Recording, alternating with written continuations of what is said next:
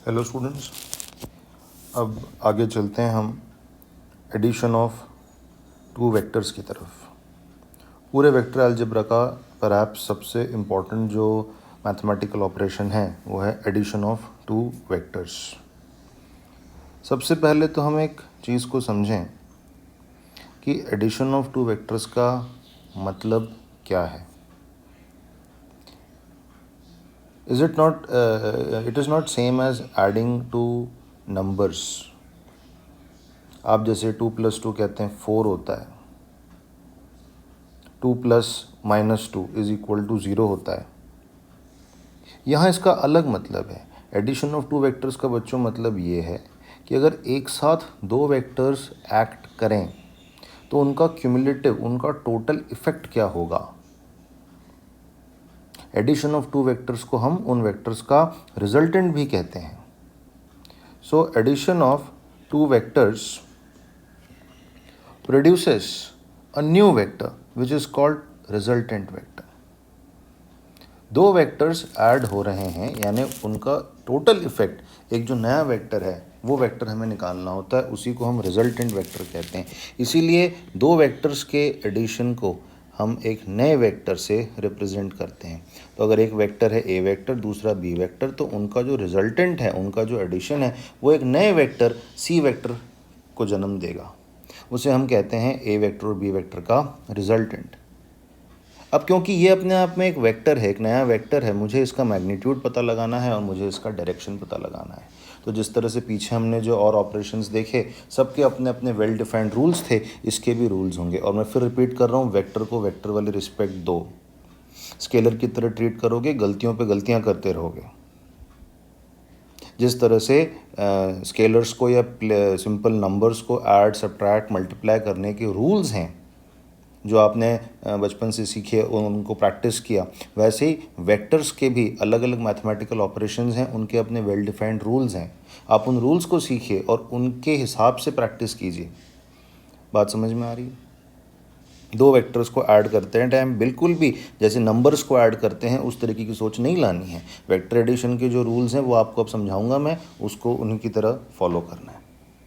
तो पहली जो नियम है वो है कि वेक्टर एडिशन जो होता है वो कम्यूटेटिव होता है। यानी मैं ए वेक्टर प्लस बी वेक्टर लिखूं या बी वेक्टर प्लस ए वेक्टर लिखूं, बात बराबर ही है। वो दोनों का मतलब सेम है, दोनों एक रिजल्टेंट को जन्म देंगे, उसको प्रोड्यूस करेंगे। ठीक है, लिख लिया है ये सब ने? लिखना है पॉज करके लिख लीजिए, आगे चलते हैं फिर। अब मुझे उस नए वेक्टर की मैग्नीट्यूड निकालनी है और मुझे उसका डायरेक्शन भी निकालना है। तो इसके लिए बच्चों हमारे पास दो नियम हैं, दो लॉज हैं। एक है parallelogram law of vector addition और दूसरा है triangle law of vector addition. सच कहें तो ये दोनों कोई अलग अलग लॉज नहीं है, एक ही बात को कहने के दो तरीके हैं। इनफैक्ट बच्चों, वेक्टर क्वांटिटीज़ वही होती हैं जो लॉ ऑफ वेक्टर एडिशन को ओबे करती हैं। ठीक है, चाहे आप उसको पैरेललोग्राम वाले अप्रोच से समझें चाहे ट्रायंगल वाले अप्रोच से समझें, बात एक ही है। किसी को हैबिट पड़ जाती है कि भाई वो पैरेललोग्राम वाले से प्रॉब्लम ज़्यादा सॉल्व करता है, किसी को ट्रायंगल वाला ठीक लगता है। पता दोनों ही होने चाहिए, बहुत माइनर सा उनमें डिफरेंस है, वो एक ही बात को कहने के दो तरीके हैं। Is that clear? ठीक है, चलिए। तो पहले मैं लूँगा बच्चों parallelogram law of vector addition. इस की हेल्प से हम दो वेक्टर्स का रिजल्टेंट कैसे फाइंड करते हैं। रिजल्टेंट फाइंड करने का क्या मतलब है? दो वेक्टर्स को ऐड करके जो रिजल्टेंट नया वेक्टर बना उसका मैग्नीट्यूड निकालना है और उसकी डायरेक्शन मुझे निकालनी है। Is that clear? चलिए साथ साथ लिखते रहिए। तो बच्चों सबसे इम्पोर्टेंट बात यह है कि पैरेललोग्राम लॉ यूज़ करने से पहले मुझे ए वेक्टर और बी वेक्टर को एक कॉमन टेल पे ड्रॉ करना पड़ेगा। उनकी जो टेल्स हैं, उनकी जो पूंछ है वो एक ही पॉइंट पे होनी चाहिए, वो कोइंसाइड करनी चाहिए। अगर गिवन डायग्राम में पहले से ऐसा है तो बहुत अच्छी बात है, नहीं है तो आपको पैरेलल शिफ्टिंग मैंने पिछले वीडियोस में सिखाई है, उसका उपयोग करके आप इनकी टेल्स को कोइंसाइड करवा सकते हैं। Is that clear? तो सबसे पहली बात बच्चों आ जाती है पैरेललोग्राम के लिए कि place A vector and B vector with their tails coinciding. ये बहुत ही इम्पॉर्टेंट है, इसको अच्छी तरह से समझ लीजिए। ठीक है, ओके। तो ये मैंने ए वेक्टर बी वेक्टर ड्रॉ कर दिए हैं, टेल उनका कॉमन है। टेल कॉमन है तो आपको पता है कि जो छोटा वाला एंगल उनके बीच में होता है वो उनके बीच का एंगल कहलाता है। तो इस डायग्राम में A vector B vector common tail पर है और ये थीटा उनके बीच का एंगल हो गया। This is the angle between A vector and B vector. Parallelogram law की आपसे बच्चों यही डिमांड है कि दोनों वेक्टर्स को कॉमन टेल से होता हुआ बनाएं। समझ में आ गई ये बात ये? और फिर उनके बीच का एंगल नोटिस कर लें।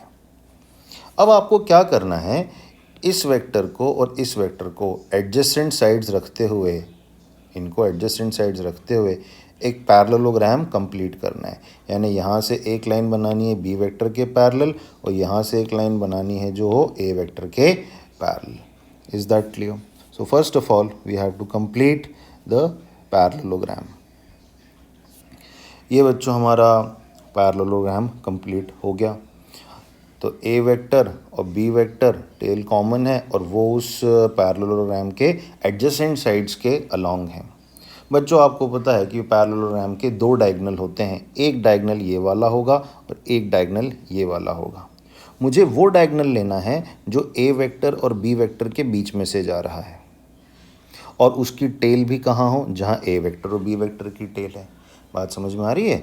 आपने ए वेक्टर बी वेक्टर को एडजेसेंट साइड्स रखते हुए पैरेललोग्राम कंप्लीट किया और पैरेललोग्राम का वो डायगोनल आपने पकड़ा जो बी वेक्टर और ए वेक्टर के बीच में से जा रहा है और उसकी टेल भी कहाँ पर हो, जहाँ पे ए वेक्टर और बी वेक्टर की टेल है। तो ये जो वेक्टर है जो ये डायगोनल से रिप्रेजेंट हो रहा है, ये ए वेक्टर और बी वेक्टर के एडिशन को, उनके रिजल्टेंट को रिप्रेजेंट करेगा। अगर ये ए वेक्टर है, ये बी वेक्टर है, तो ये जो डायगोनल वेक्टर है ये A vector plus B vector को रिप्रेजेंट करेगा in magnitude and as well as in direction. ये रिजल्टेंट वेक्टर है, ये जो वेक्टर है ये इन दोनों का रिजल्टेंट है। तो एक बात याद रखिए कि कौन सा डायगोनल लेना है, वो डायगोनल लेना, ये वाला नहीं लेना, वो डायगोनल लेना है जो ए वेक्टर और बी वेक्टर के बीच में से पास हो और दूसरी बात है कि उसकी टेल भी वहीं हो जहाँ पे बी वेक्टर और ए वेक्टर की टेल हो। Is that clear? ये है सिंपल अपना पैरेललोग्राम लॉ। अब जाहिर सी बात है कि बचा क्या, आपको इस वेक्टर का मैग्नीट्यूड निकालना है। यानी ज्योमेट्री की भाषा में बात करें तो I just want to know what is the length of this diagonal, what is the length of this diagonal. Parallelogram की एक साइड ये है, एक साइड ये है। बच्चों इस साइड की जो लंबाई है, इसकी जो लेंथ है वो कितनी होगी?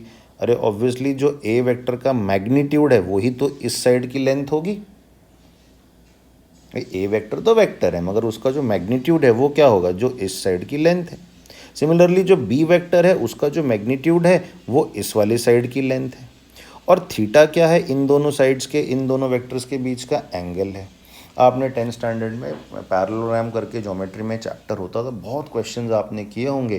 पैरेललोग्राम की दो एडजेसेंट साइड्स पता है, उनके बीच का इनक्लोज्ड एंगल पता है, तो बताओ भाई डायगोनल की लंबाई कितनी होगी। ऐसे क्वेश्चंस आपने बहुत किए होंगे 10th स्टैंडर्ड में, तो इसलिए मैं वो रिपीट नहीं कर रहा हूँ डेरिवेशन। मैं डायरेक्ट आपको इस डायगोनल की लंबाई का फॉर्मूला यहाँ पे लिख के दे रहा हूँ, ये आपको बिल्कुल बाय हार्ट होना चाहिए। ठीक है, इज़ दैट क्लियर? दूसरी बात है कि मुझे ये भी तो पता चले कि ये जो रिजल्टेंट वेक्टर आया इसकी डायरेक्शन क्या है। No, what do I mean by direction, उसको मैं कैसे बताऊंगा उस डायरेक्शन को। देखो ए वेक्टर और बी वेक्टर के बीच का एंगल है थीटा। ये मुझे पता है कि एडिशन वेक्टर जो है, रिजल्टेंट वेक्टर जो है वो उन दोनों के बीच में से कहीं से पास हो रहा है। लेकिन भैया बीच में से कहाँ से, कौन से एंगल पे? वो ए वेक्टर के साथ कितना एंगल बनाएगा, बी वेक्टर के साथ कितना एंगल बनाएगा, यानी अल्फा और बीटा एंगल क्या है वो भी मुझे पता लगाना है। तो बेसिकली पैरेललोग्राम लॉ मुझे ये दोनों बातें बताने में हेल्प करेगा। ना सिर्फ मुझे वो इस रिजल्टेंट वेक्टर की, इस डायगोनल की लेंथ बताएगा, वो मुझे अल्फा और बीटा की वैल्यू भी बताएगा, ताकि मुझे पता चल जाए कि रिजल्टेंट वेक्टर ए वेक्टर और बी वेक्टर के साथ इंडिविजुअली कितना कितना एंगल बना रहा है। अच्छा, ये तो आपको दिख ही रहा है ना साफ साफ कि अल्फ़ा प्लस बीटा कितना हो जाएगा, थीटा। Is that clear? बात समझ में आ गई बच्चों? चलिए तो फटाफट जो ये इंपॉर्टेंट फार्मूलाज हैं इनको हम देख लेते हैं। पहले आप ये कुछ फटाफट टर्म्स लिख लीजिए पॉज करके।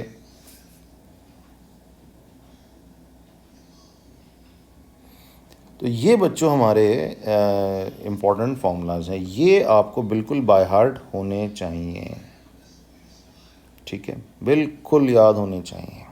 तो जो आपका डायगोनल है, जो आपका रिजल्टेंट है, उसका जो मैग्नीट्यूड है, ये देखिए उसका ये फॉर्मूला है। तो आप उसको ए वेक्टर प्लस बी वेक्टर तो वो है ही, और उसको एक नए वेक्टर सी वेक्टर से भी आप कॉल कर सकते हो। तो सी वेक्टर का मैग्नीट्यूड या magnitude of A vector plus B vector जो होगा, और ये सिंगल लेटर नोटेशन से भी आप लिख सकते हो, see it will be equal to root A square plus B square plus 2ab cos theta. ये डायगोनल की लंबाई का, लेंथ का फॉर्मूला है। इससे हमें रिजल्टेंट का मैग्नीट्यूड मिल जाएगा। आप ऐसे लिखो, मॉड सी वेक्टर लिखो या सिंपली सी लिखो चलेगा, ठीक है, या mod of A vector plus B vector, वो बात एक ही है ना। इसका मतलब क्या है कि मैग्नीट्यूड ऑफ रिजल्टेंट, ठीक है। तो it will be under root A square plus B square plus 2ab cos theta. A क्या है, ए वेक्टर का मैग्नीट्यूड, बी क्या है, बी वेक्टर का मैग्नीट्यूड, कॉस थीटा, थीटा क्या है, उन दो वेक्टर्स के बीच का एंगल। देन टैन अल्फा और टैन बीटा के ये फॉर्मूलेज हैं। टैन अल्फा और टैन बीटा के ये फॉर्मूले हैं। What is alpha, resultant vector और ए वेक्टर के बीच का एंगल। बीटा क्या है, रिजल्टेंट वेक्टर और बी वेक्टर के बीच का एंगल। ये देखो पीछे हमने देखा था ये डायग्राम, ये आपका अल्फा है, ए वेक्टर और रिजल्टेंट के बीच का एंगल। यह आपका बीटा है, रिजल्टेंट और बी वेक्टर के बीच का एंगल।